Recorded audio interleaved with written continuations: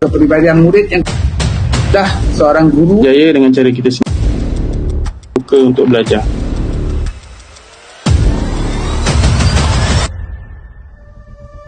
Jadilah seorang guru yang ingin melihat murid-murid yang dididik oleh kamu semua nanti jadi murid yang baik tingkah lakunya dan juga yang cerdik pengetahuan. Assalamualaikum warahmatullahi wabarakatuh dan selamat sejahtera saya ucapkan kepada Dr. Rozi dan rakan-rakan yang saya kasihi sekalian. Kami daripada kumpulan 7 akan memulakan pembentangan wawancara insan guru profesional.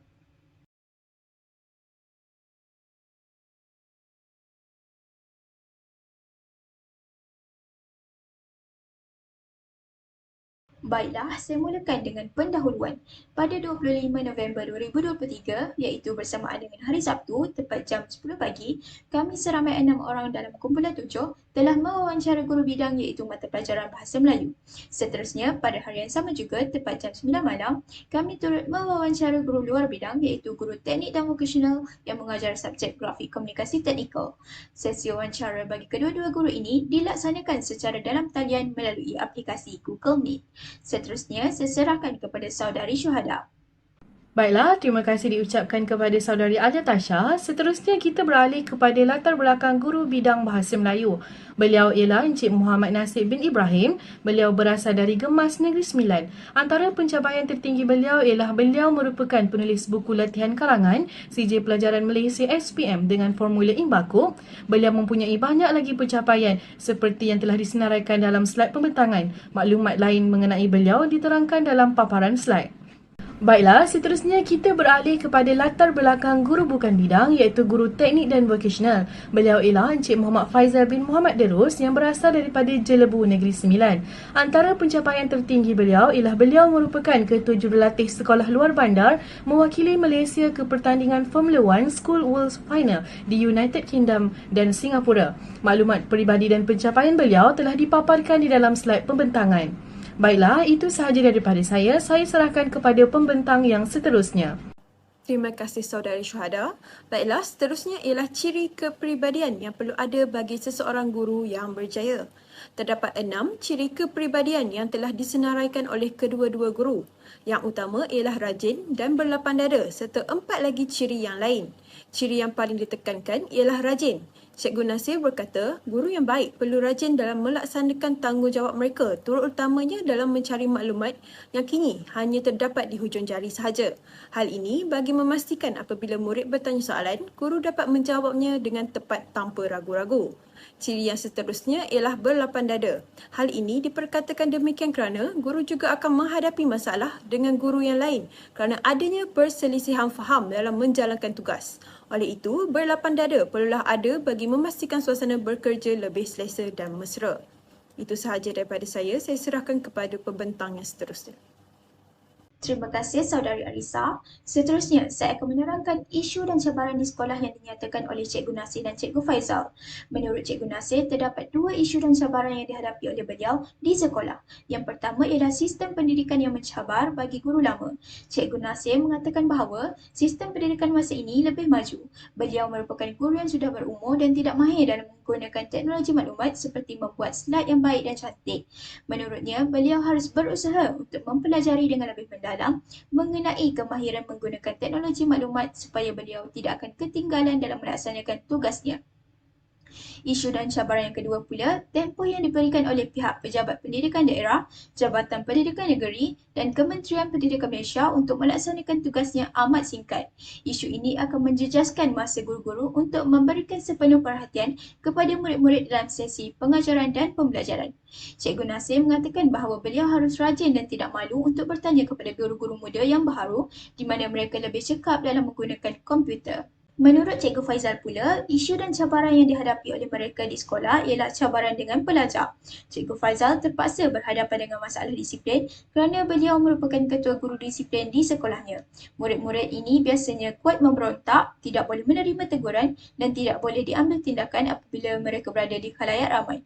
Namun, menurut beliau, setiap guru perlu memikirkan cara yang sesuai dan berkesan untuk mengubah sikap murid-murid tersebut mengikut situasi dan keadaan semasa agar masa masalah disiplin ini tidak akan berleluasa. Akhir sekali, beliau juga mendapati bahawa guru-guru ini tidak memaklumkan segera mengenai masalah murid-murid di sekolah dan bilik darjah. Cikgu Faizal mengatakan bahawa ada sesetengah guru berdiam diri dan tidak mengambil inisiatif untuk memberitahu guru disiplin tentang masalah yang berlaku terhadap murid-murid mereka.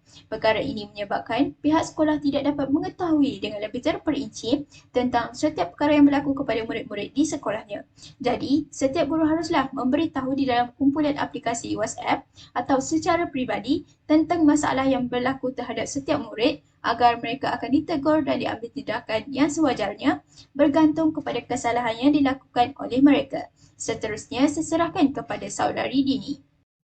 Baiklah, terima kasih kepada saudari Nur Alia. Seterusnya, saya akan membentangkan tentang 6.0 iaitu teknik-teknik pengajaran yang digunakan oleh cikgu untuk menarik perhatian murid supaya lebih fokus dan cara menjadikan suasana pembelajaran lebih menarik. Jawapan yang dikemukakan oleh Cikgu Nasir berkaitan dengan 6.0 iaitu beliau menyatakan beliau menggunakan teknik didik hibur. Beliau menggunakan teknik ini yang menyelitkan unsur-unsur kecindan atau unsur kelakar dalam pembelajaran. Sebagai contoh, elemen nyanyian dan elemen lakonan yang boleh mengurangkan tingkah laku pasif dalam kalangan murid. Teknik ini amat penting untuk dilakukan oleh guru semasa sesi PDP di dalam kelas agar dapat menarik minat murid semasa guru menyampaikan ilmu yang diselitkan bersama-sama dengan unsur lucu. Selain bermatlamatkan untuk menggalakkan murid mudah memahami terhadap penyampaian ilmu yang disampaikan oleh guru dengan menggunakan bahasa yang mudah, jelas dan tata bahasa yang betul. Seterusnya, menurut Cikgu Nasir juga, teknik kedua iaitu memberi kata-kata pujian. Beliau menyatakan bahawa setiap guru perlu sentiasa memberikan kata-kata pujian atau ganjaran lisan kepada murid. Antara contoh kata pujian dan penghargaan yang guru boleh berikan adalah seperti syabas, jawapan kamu memang hebat atau jawapan kamu memang mantul dan sebagainya. Menurut beliau, sekiranya murid itu buat sesuatu kesalahan, guru tidak seharusnya mengeluarkan kata-kata kesat atau menggunakan perkataan kasar kepada murid yang boleh menimbulkan perasaan dendam dalam kalangan mereka kerana mereka akan mengingati kata-kata kasar yang masih terngiang-ngiang di dalam fikiran mereka. Seterusnya, menurut jawapan yang diberikan oleh Cikgu Faizal berdasarkan 6.0 adalah teknik menggunakan bahan bantu mengajar. Menurut beliau menyatakan bahan bantu mengajar yang dicipta oleh guru yang berkesan ialah bahan bantu mengajar yang berjaya menyatukan murid di dalam kelas. Sebagai contoh, beliau membuat lirik lagu dan persembahkan dengan cara yang berbeza dan beliau juga menggunakan bahan bantu mengajar fizikal seperti bongkah, kelatan akhbar, kotak majlis dan sebagainya. Beliau akan menggunakan seluruh kreativiti yang ada pada diri beliau untuk menjadikan suasana pembelajaran lebih happening dan live semasa sesi PDP dijalankan di dalam kelas. Hal ini kerana beliau ingin menggalakkan semua murid terlibat secara aktif dan memastikan setiap murid akan bangun daripada bangku semasa sesi aktiviti PDP dijalankan. Beliau juga menyatakan bahawa sejauh mana bahan bantu mengajar tersebut boleh menarik perhatian murid selama 2 masa sekiranya guru mengetahui cara menggunakan bahan bantu mengajar dengan betul beserta cara penyampaian yang jelas. Seterusnya, menurut Cikgu Faizal, teknik bercerita. Menurut beliau, setiap guru perlulah menggunakan teknik bercerita iaitu dengan sentiasa mengaitkan isu semasa terkini dengan sesi pembelajaran di dalam kelas terutamanya isu-isu berkaitan pendidikan di Malaysia, isu-isu pembelajaran dan sebagainya. Hal ini dapat memberi impak positif terhadap pembelajaran murid di dalam kelas supaya mereka mudah memahami dan mendalami tentang sesuatu pelajaran. Jadi, itu sahaja daripada saya. Saya serahkan kepada pembentang seterusnya.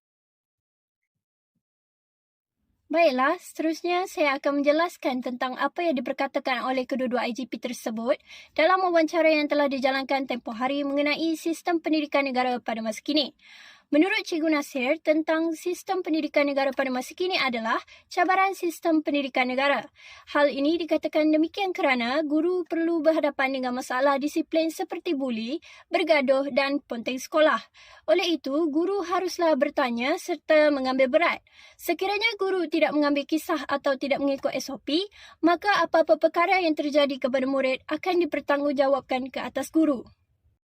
Pendapat Cikgu Nasir mengenai sistem pendidikan pada masa ini seterusnya adalah mengenai penghapusan peperiksaan UPSR.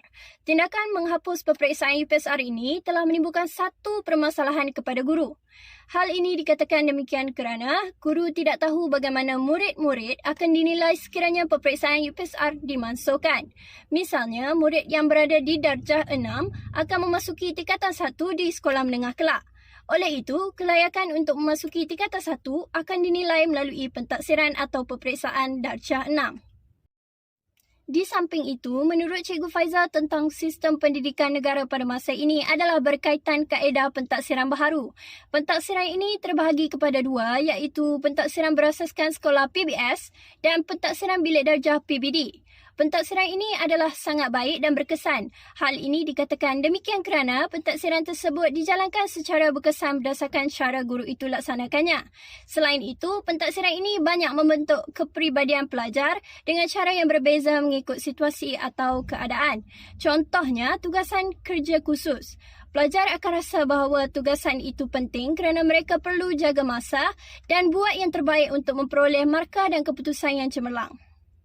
Seterusnya, Cikgu Nasir dan Cikgu Faizal juga telah memberikan nasihat kepada kami sepanjang wawancara IGP ini. Menurut Cikgu Nasir, beliau menasihati bahawa setiap guru perlulah sentiasa melengkapkan diri dengan ilmu pengetahuan. Setiap guru perlulah sentiasa melengkapkan diri dengan ilmu pengetahuan dan kemahiran terutamanya yang berkaitan bidang perguruan. Seterusnya, beliau berpesan bahawa kita perlulah menjadi seorang guru yang kuat berusaha dalam membentuk kepribadian murid yang dididik.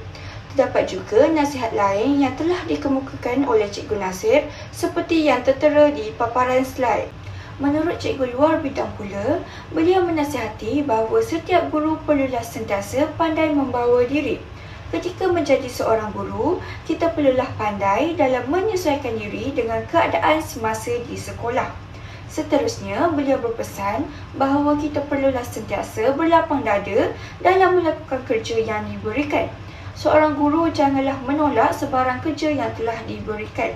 Terdapat juga nasihat lain yang telah dikemukakan oleh Cikgu Faizal seperti yang tertera di paparan slide.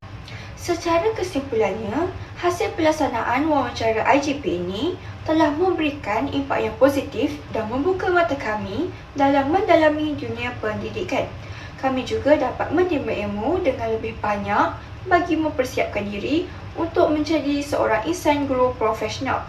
Selain itu, kami juga mendapat pelbagai pendapat dan idea berkenaan teknik pengajaran untuk digunakan dalam pengajaran kelak.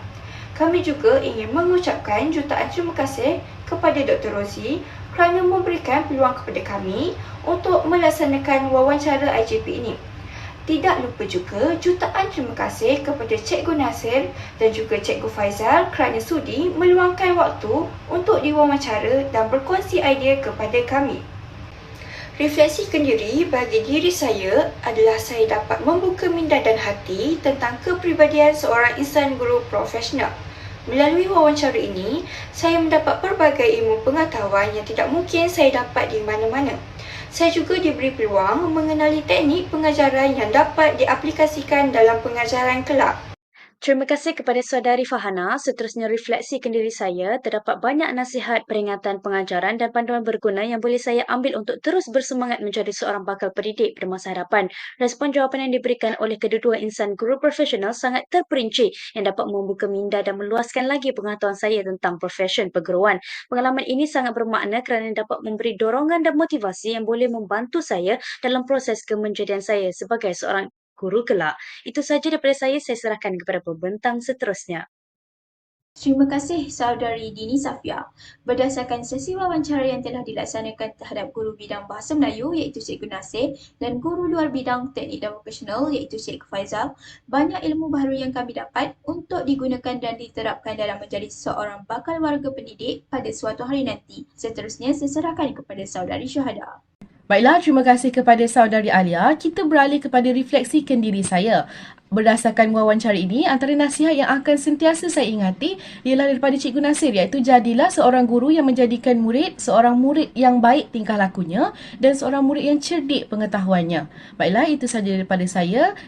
Refleksikan diri saya, bagi wawancara insan guru profesional ini, banyak memberi nasihat serta pengejaran kepada saya sebelum memasuki alam perguruan. Perkongsian mereka menunjukkan kepada saya bahawa menjadi guru bukan sahaja diperlukan bagi kemahiran mengajar semata-mata, namun turut diperlukan bagi aspek rohani, jasmani, emosi dan juga sosial. Pengalaman ini telah memberi banyak manfaat kepada saya untuk menjadi seorang guru pada masa akan datang. Itu sahaja daripada saya serahkan kepada pembentang seterusnya. Refleksi bagi diri saya ialah saya dapat menimba banyak pengetahuan serta pengalaman sebagai persediaan untuk melangkah masuk ke alam perguruan.